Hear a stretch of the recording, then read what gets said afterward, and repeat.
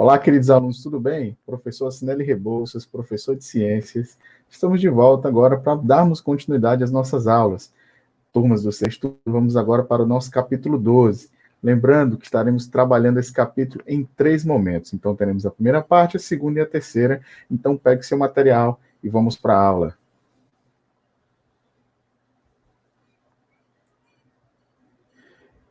Bem, vamos então começar a nossa primeira aula, como eu falei, do capítulo 12, que vai trabalhar as questões relacionadas a substâncias naturais ou sintéticas, né? Então, vamos falar de uma série de materiais que são utilizados no nosso dia a dia, para que nós possamos estar exemplificando e entendendo com mais sobre esses materiais, sobre essas substâncias. Vamos então aqui para a tela cheia, para ficar melhor para a visualização de vocês. Começando então a nossa aula, vamos comentar um pouquinho sobre substâncias e materiais, né? A matéria está presente no cotidiano em tudo que tem massa e ocupa lugar no espaço. Isso aí eu já falei, inclusive, nas aulas passadas sobre essa definição, né? Tudo que tem massa e ocupa lugar no espaço é denominado como matéria. E é possível encontrá-lo, por exemplo, na forma de moléculas, substâncias, misturas, ou seja, uma infinidade de exemplos, compondo diversos materiais. Os materiais do nosso dia a dia também podem ser definidos de acordo com a sua origem, classificados como naturais ou sintéticos. Sintéticos a gente pode entender também como não naturais. Então, nós teremos essas duas classificações. Sobre materiais naturais, o que é importante vocês saberem. Então, a palavra natural, ela é usada para caracterizar uma matéria que tenha sido formada na natureza. Então, já tem essa analogia. Ou seja, no meio ambiente, não tenha sofrido modificações na sua composição pela ação humana. Professor, exemplo de uma substância natural. Então, você pega, por exemplo, uma madeira, que você já pega no estado bruto, direto da natureza, e aí você pode realizar processos para adaptá-lo, processos manufaturados, processos artesanais, para utilizar essa matéria natural. Então, um exemplo, no caso, a madeira. Nós vamos citar, inclusive, outros aqui durante a aula, tá bom? É interessante lembrar que os materiais naturais não são muito importantes para a sobrevivência de todos os seres vivos. Perdão, são muito importantes. Então, eles são extremamente importantes para a sobrevivência. Inclusive, se nós analisarmos numa questão histórica, as primeiras civilizações, elas realmente precisavam desses recursos naturais, desses materiais naturais brutos, para poder evoluir, né? A questão da própria questão do fogo, pelo atrito entre pedras ou madeira. A madeira em si foi utilizada para a construção das casas, ou seja, dos abrigos, a própria fornecimento de pele para a proteção térmica. Então, uma série de fatores importantíssimos esses materiais naturais.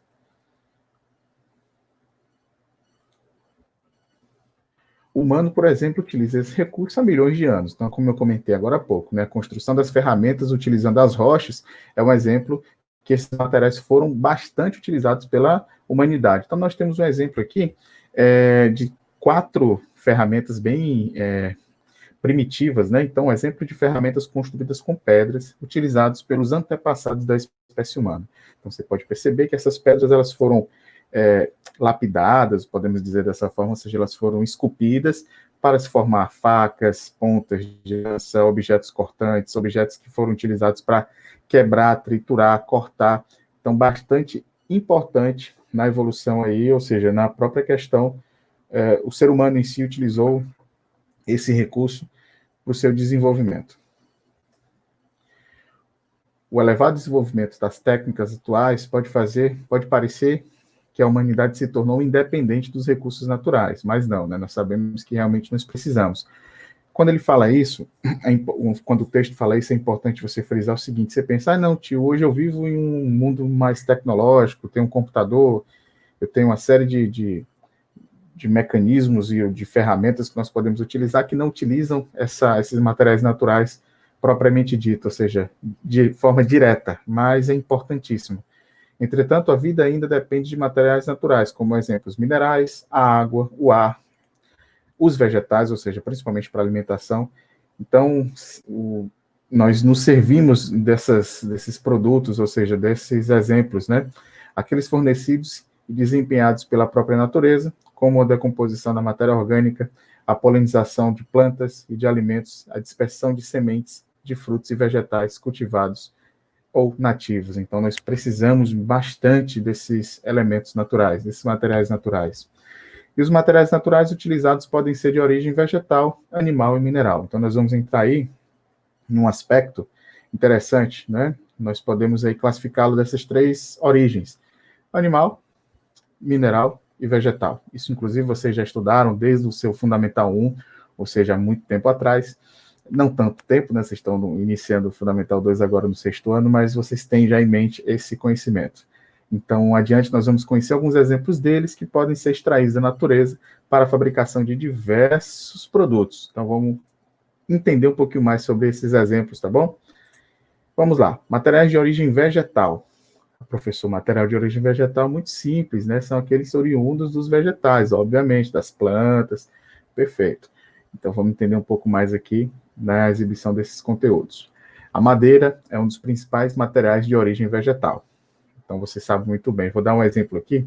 De repente, quem gosta de jogo, né? O Minecraft. Eu tenho um filho de 7 anos, então sei muito bem o que é isso. Então, nós temos lá que eles simulam a situação que aquele personagem ele deve construir abrigos, né? Ele deve buscar alimentos. Então, a madeira é muito utilizada para isso. Ela é utilizada para construir os abrigos, ou seja, as casas. Então, a madeira é bastante útil nesse sentido, até mesmo como combustível. Na queima dessa madeira, como lenha, que vai proporcionar o quê? Energia térmica, calor para aquecer esse personagem, no caso, se a gente for levar para a realidade, esse humano, né? Essa pessoa. Ela é extraída de troncos de árvores e é muito utilizada pela indústria brasileira devido à sua resistência, durabilidade e beleza. Entre vários produtos fabricados com o uso da madeira estão peças de decoração, janelas, portas, pisos, móveis, ou seja, você tem uma infinidade de produtos derivados dessa madeira. Os objetos feitos com esse tipo de material, no entanto, requerem um cuidado especial. Eles podem ser danificados por insetos, por raios solares, pela água e até mesmo pela que a umidade também, no caso, pode influenciar e vai alterar a sua qualidade. Então, você sabe, de repente, vamos dar um exemplo aqui mais prático.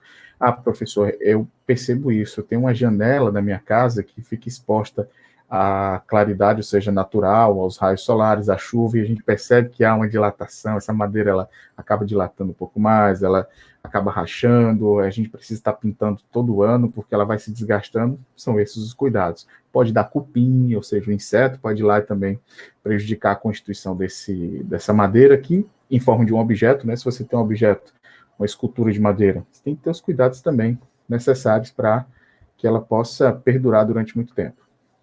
Vamos voltando aqui. Além disso, o maior desvantagem do uso da madeira é a necessidade de derrubar diversas árvores para sua extração. A derrubada de uma única árvore normalmente ocasiona uma queda de várias outras que estão em sua volta. Por que isso, professor? Infelizmente, para a extração dessa madeira, você precisa tirá-lo na forma natural. Como nós falamos, estamos falando de recursos naturais. Então, vou ter que cortar essa árvore, que porventura pode derrubar outras na copa da árvore ser muito maior. E assim, existe um processo de reflorestamento, ou seja, um processo de uso sustentável dessa madeira que ela pode ser extraída, ou seja, uma extração sustentável. Vou dar um exemplo aqui, a cada uma árvore que for retirada, você pode estar plantando mais 6, 10, 30, 40, e vai da empresa e da consciência de quem está fazendo isso. Lógico que esse recurso ele não vai estar disponível daqui a uma semana, 2 meses, 1 ano para poder ser utilizado novamente como madeira, né? E vai demorar muito, porque as madeiras, ou seja, as árvores têm seu tempo diferente de crescimento, e para tornar realmente um tronco bem vistoso para poder você extrair novamente, demora muito tempo. Então, essa utilização sustentável, a importância e a conscientização quanto a isso. Vou voltar aqui para o nosso slide. A madeira extraída em uma plantação de eucalipto. Nós temos aqui um exemplo, né? Uma das árvores utilizadas para a produção de móveis no Brasil. Então, você consegue perceber, olha a quantidade de toras, né? Que nós chamamos aqui, essas toras de madeira, uma vez que foram cortadas, que eram caules, ou seja, troncos, vão ser utilizadas posteriormente para produção de móveis, né? Então, uma devastação grande. Consequentemente, nessas áreas onde se pratica essa extração de madeira consciente, como eu falei agora há pouco, é necessário um processo de manejo adequado, reflorestamento, para que esse recurso não venha a acabar. Lembrando o que eu disse para vocês, a sustentabilidade é essencial. Vamos falar um pouquinho aqui sobre alguns problemas que são ocasionados por esse devastamento, ou seja, por desmatamento das florestas. Eu listei aqui alguns exemplos, tá bom? Vamos lá. Primeiro exemplo. A biodiversidade da região é afetada negativamente, pois vários outros seres vivos também dependem do recurso vegetal. Professor, não entendi. Outros seres vivos vão depender desse recurso? Sim. Vamos dar um exemplo aqui mais prático. Naquela árvore, eu tinha uma família de pássaros que se abrigavam naquela árvore, né? Tinha um ninho, eu tinha frutos que eram disponibilizados por aquela planta, que alimentavam uma série de outra família de macacos, ou seja, ela também abrigava, dava sombra a outras espécies de animais que ali viviam. Então você tem todo um ciclo e uma cadeia ali envolvida naqueles vegetais específicos. Então você tem realmente que ter muito cuidado quanto a isso, para não gerar esse impacto tão negativo para essa biodiversidade. Segundo ponto, o risco de grandes incêndios florestais aumenta, pois as folhas caídas se tornam secas e mais sujeitas ao fogo. Então vamos dar um exemplo. Professor, foram derrubadas uma quantidade muito grande de árvores, consequentemente vão ficar ali os resquícios dessas folhas que elas vão secar, formando ali uma serrapilheira, nós costumamos falar isso, que é aquela quantidade de folhas que ficam no solo, que é um ecossistema muito rico, vários animais e micro-organismos ali vivem, mas também você tem uma disponibilidade de folhas secas que podem gerar um incêndio. Então, isso o que é que pode ocasionar? Além do incêndio propriamente dito, vamos ter consequências secundárias, como a questão da eliminação do CO2, ou seja, do gás carbônico, e o aumento do efeito estufa, que vocês sabem muito bem, esse aumento do efeito estufa, essa intensificação, pode gerar o aquecimento global. Tem uma série de fatores negativos aí para a nossa natureza. Terceiro ponto, o clima global é afetado, pois as árvores contribuem para a manutenção da umidade do ar, com o efeito dos regimes das chuvas em regiões distantes das desmatadas. Pessoal, isso aqui é importante nós frisarmos, porque é o seguinte, muitas das vezes você tem aquela informação que é meio clichê, que fala, vamos falar da Amazônia, né? Vamos falar aqui do nosso quintal, podemos dizer assim. A Amazônia é o pulmão do mundo, ela é responsável pela grande produção de oxigênio. Não é bem isso. Nós sabemos que o oxigênio, a grande maioria, é produzido nos oceanos, ou seja, pelas algas, pelos os micro-organismos, no caso a gente pode falar do plâncton em si, né, que nós temos o zooplâncton, e o fitoplâncton, no caso, seria o fitoplâncton, seriam estruturas fotossintetizantes e vão liberar oxigênio, mas a Amazônia em si, a grande maioria do oxigênio que é utilizado, que é produzido por ela na fotossíntese, é consumido pela própria floresta. Mas por que é tão importante? Além da superfície, da quantidade infinita que nós temos de vegetação, de espécies de vegetais que podem ser utilizados para medicamento, para uma série de coisas, a manutenção da umidade, ou seja, existe uma transpiração por parte dessas florestas e ela realmente forma uma espécie de um rio aéreo, ou seja, uma camada de umidade muito grande presente acima da copa dessas árvores, e essa umidade ela vai possibilitar esse ciclo das chuvas. Então, elas acabam regulando muito a questão da temperatura e os ciclos das chuvas nessa região, e não só nessa região, regiões próximas também, ou até um pouco mais distantes. Então, tem uma importância muito grande na manutenção da umidade do ar, com efeito dos regimes das chuvas também. Então, uma situação como essa pode gerar problemas como desertificação. Seguindo, o solo se torna mais quebradiço e que se desgasta, pois as raízes das árvores ajudam a mantê-lo mais firmes. Então, se nós não temos árvores, consequentemente o solo se torna mais solto, ele se torna mais desgastado, se torna mais quebradiço, e como eu falei agora há pouco, pode ocasionar, inclusive, um processo de desertificação por não ter essa cobertura vegetal, essa copa das árvores. Vamos para o nosso ponto. quatro pontos aqui importantes que nós frisamos. Olha aqui que interessante, essa imagem que eu vou mostrar, chocante, né? Então, nós temos aí a devastação da floresta, é um grande problema relacionado ao uso da madeira no Brasil. A extração desses recursos naturais é regulamentada, desculpa, está pequeno aqui para o professor enxergar, pelo Ministério do Meio Ambiente. E muitas vezes a exploração ocorre de forma indevida. Então, pessoal, um problema seríssimo que nós temos é a exploração de forma ilegal. Então, existem muitas madeireiras, muitas empresas clandestinas que fazem a extração de uso indevido dessa floresta, gerando aí um impacto imenso. Olha aí o tamanho da área que foi devastada. Então, isso aí vão gerar problemas futuros muito grandes.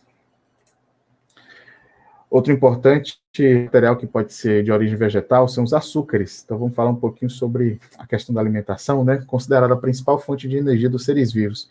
Vocês, alunos do sexto ano, mais para frente, vão entender um pouquinho sobre esses nutrientes, sobre os carboidratos, ou seja, que nos fornecem energia e são extremamente importantes para a produção de energia no nosso corpo. Um tipo de açúcar bastante conhecido é a sacarose, que é um açúcar branco comum, ou o famoso açúcar de mesa, né? No Brasil, a principal fonte de sacarose é o caldo da cana-de-açúcar, mas também pode ser encontrado em outros vegetais, como a beterraba. Então, inclusive, a beterraba ela foi utilizada, se não me engano, pelos holandeses na produção de açúcar como uma alternativa. Uma vez extraída, a sacarose é utilizada para a fabricação de diversos tipos de doces, sucos, refrigerantes e bolos. Né? O famoso açúcar que é utilizado aí em vários alimentos. Nós temos aí a famosa cana-de-açúcar.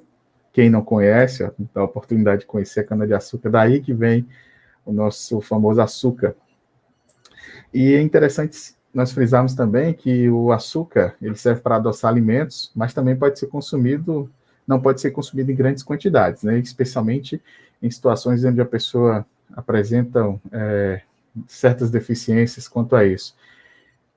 Também a questão da dieta, né? Interessante a gente manter uma dieta um pouco mais equilibrada, porque pela questão da utilização do açúcar, então você tem aquele açúcar refinado, que é aquele açúcar branquinho que normalmente você encontra na sua casa, mas também você pode ter como alternativa o açúcar, o mascavo, que é aquele mais escuro, mais bruto mesmo, e o demerara, que é um subproduto desse açúcar, ou seja, ele passa por um processo de industrialização ali, mas o refinamento não é tão grande quanto o açúcar branco, cristal, que a gente normalmente encontra mais comumente, né? Então, nós temos essas alternativas também. O consumo exagerado de açúcar pode causar diversos problemas de saúde. Tendem a agravar ao longo do tempo, né? Vamos falar aqui um pouquinho sobre esses problemas relacionados a esse consumo desenfreado, né? Nós podemos ter aqui, ó, primeiro a obesidade, que o organismo transforma o excesso de açúcar em gordura que se acumula em várias partes do corpo, principalmente no abdômen, então formando aquela barriguinha mais protuberante, ou seja, maior, então tem que ter muita questão do consumo do açúcar com responsabilidade. A diabetes, que geralmente a gente escuta muito falar, os açúcares consumidos em excesso se acumulam no sangue, que podem estar relacionados à obesidade ou pela falta de estruturas responsáveis por controlar o excesso de açúcar no organismo. Nós temos também a questão da cárie, né? Vocês, ó, recadinho para vocês, jovens que gostam muito de açúcar, né? Bombom, bala, alimentos ricos em açúcar, ou seja, pirulito. Então, isso prejudica demais a questão da estrutura dos dentes de vocês. Então, a questão das cáries, o acúmulo de açúcar na boca favorece a proliferação de micro-organismos que vão deteriorar os dentes. Então, eles vão literalmente lá fazer um buraquinho no seu dente, naquele esmalte do dente, possibilitando aí danificar a estrutura, e muitas das vezes, se você não tiver uma escovação adequada, antes e depois do consumo desses alimentos, principalmente ricos em açúcar, pode levar aí a, de repente, estragar o dente e não ter mais como recuperar. Então, fica a dica aí para vocês. Outro exemplo de materiais de origem vegetal são os óleos essenciais, utilizados na fabricação de perfumes, cosméticos, os óleos de uso culinário, né, o famoso óleo de soja, óleo de milho, óleo de girassol, que é utilizado no dia a dia, na cozinha, e também o látex, utilizado na fabricação de borracha, ou seja, na borracha natural. Então, o látex ele é extraído, nós temos um exemplo, a seringueira, da árvore da seringueira lá, ele faz alguns cortes, tira aquela seiva que tem essa característica que seria o látex, vai passar por um processo de aquecimento e gerar aquela borracha natural. Materiais de origem animal. Vamos lá, então, falar um pouquinho sobre a origem animal. Já falamos vegetal, agora vamos falar sobre esses materiais. Vamos falar aqui, inicialmente, em algumas aplicações, né? Então, pense nas roupas e nos acessórios que você tem. É possível que algumas bolsas, carteiras, jaquetas de couro, né? Então, você pode também produzir esses sapatos, todos derivados dessas estruturas que são de origem animal. O couro é extraído da pele de alguns animais, no caso, é processado em locais que se chamam cortumes. Então, o pessoal leva a pele para lá, passa por uma série de processos, ou seja, limpa o couro, tira aqueles excessos, de repente, de gordura que pode estar entranhado, inclusive é um cheiro super forte, e depois eles fazem um tingimento daquilo para ficar uma cor mais comercial, né, de acordo com a necessidade. Então, no Brasil, os animais mais utilizados para obtenção de couro são os bois, as cabras, os bodes, muito comuns no país, que tornam o preço desse material mais baixo. Então, se você tem uma demanda, se você tem uma grande quantidade desses animais, consequentemente acaba deixando um pouco mais barato a produção dessa pele, desse couro. Produtos como malas, bancos de carro, estofados, sapatos, cintos, também podem ser produzidos com o uso justamente desse couro. Outro material de origem animal bastante conhecido é a lã. Então, pelagens que recobrem o corpo de ovelhas e carneiros, por exemplo, assim como o couro a lã costuma ser utilizado na indústria têxtil.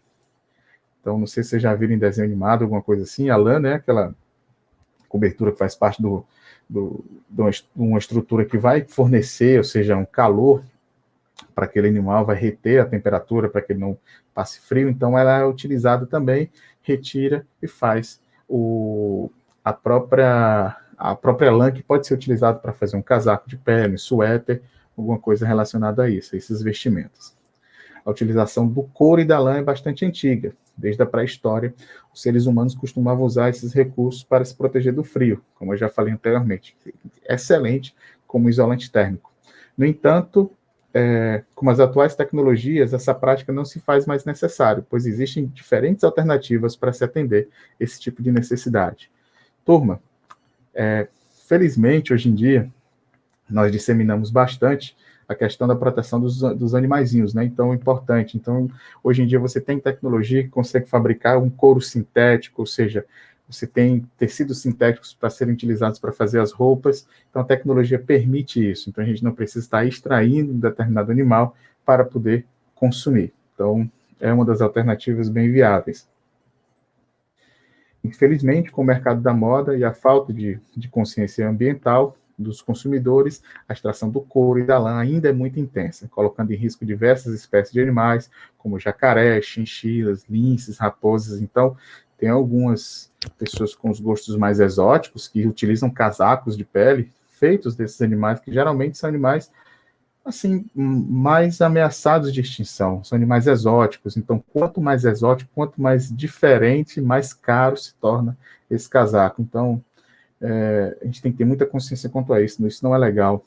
Mesmo quando um animal não precisa ser morto para uso dos materiais, como no caso das ovelhas, a extração da pelagem interfere nas condições de vida desse animal. E muitas vezes eles são maltratados. Então a gente tem que ter muita atenção e cuidado dos nossos bichinhos. Olha aí, pessoal, um exemplo. São casacos produzidos de pele de diversos tipos de animais que são capturados em seus ambientes naturais. Então, eu particularmente não acho nada legal esse tipo de prática. Vou falar aqui um pouquinho sobre a alternativa de reduzir esse impacto. Como eu disse para vocês, nós temos os materiais sintéticos. Então, você pode ter diversas roupas, acessórios. O banco do carro, o banco do carro é de couro, mas tem um couro sintético, corvinho. Então, você hoje em dia tem uma infinidade de materiais sintéticos, ou seja, são sintetizados, são fabricados justamente para ter essa aparência e essa qualidade. Então, é bem viável.